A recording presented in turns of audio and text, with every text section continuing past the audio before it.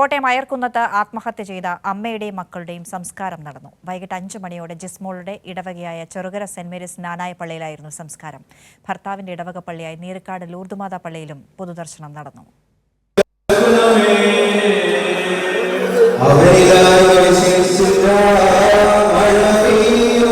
രാവിലെ ഭർത്താവിന്റെ ഇടവക ദേവാലയമായ നീറികാട് ലൂർദുമാതാ പള്ളി ഹാളിലായിരുന്നു ആദ്യ പൊതുദർശനം.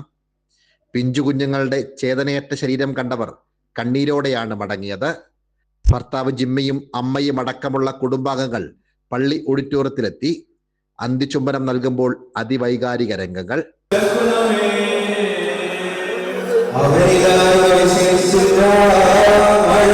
ഒന്നര മണിക്കൂർ നീണ്ട പൊതുദർശനത്തിന് ശേഷം മൃതദേഹം ജിസ്മോളുടെ മുത്തോലിയിലെ വസതിയിലേക്ക് കൊണ്ടുപോയി.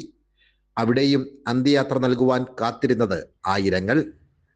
ക്നാനായ കത്തോലിക്ക സഭയുടെ നിയമപ്രകാരം ഭർത്താവിന്റെ ഇടവകയിലാണ് സംസ്കാര ചടങ്ങുകൾ നടക്കുക. പക്ഷേ അവിടെ സംസ്കാരം നടത്തുവാൻ ജിസ്മോളുടെ കുടുംബം തയ്യാറായിരുന്നില്ല.